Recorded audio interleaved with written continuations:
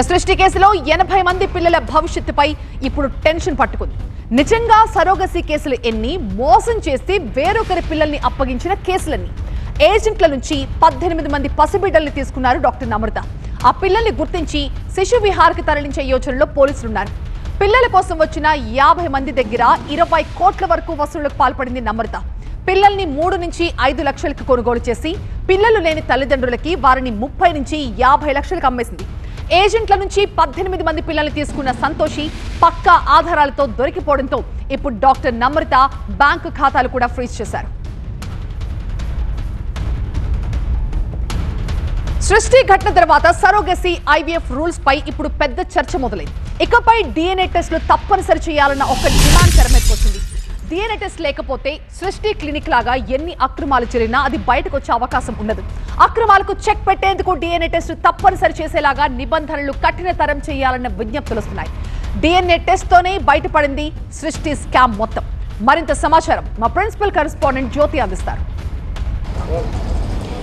సృష్టి fertility case వ్యవహారంలో ఇప్పటి వరకు 26 మందిని అరెస్టు చేసి రిమాండ్కు తరలించారు గోపాలపురం పోలీసులు. ఇంకా రానున్న రోజుల్లో కూడా ఈ అరెస్టులు పెరిగేటటువంటి అవకాశం కనిపిస్తూ ఉంది. ప్రధానంగా 26 మందిలో కూడా డాక్టర్లు, ఏజెంట్లతో పాటు తల్లులు కూడా ఉన్నారు. ప్రధానంగా వైజాగ్, ఒరిస్సాకు సంబంధించినటువంటి గిరిజన మహిళలు ఎవరైతే ఉంటారో వాళ్ళని టార్గెట్గా చేసుకొని వాళ్ళు కన్నటువంటి పిల్లలను వేరే వారికి సరోగసీ పేరున విక్రయిస్తూ ఉన్నారు.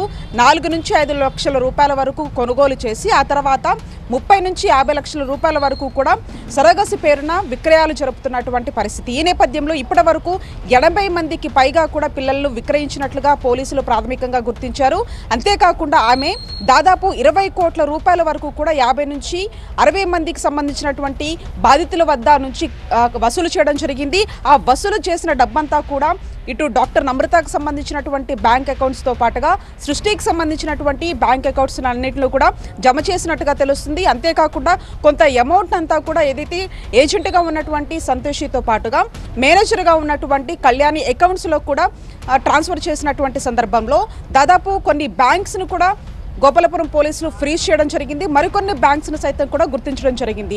ప్రధానంగా ఎల్లారెడ్డిగూడలో ఉన్నటువంటి సంతోషి నివాసం దగ్గర నుంచి కొన్ని కీలకమైనటువంటి డాక్యుమెంట్స్ని కూడా స్వాధీనం చేసుకున్నారు. ఆ డాక్యుమెంట్స్లో ఉన్నటువంటి తల్లులకు సంబంధించినటువంటి వివరాలను సేకరించనున్నారు పోలీసులు.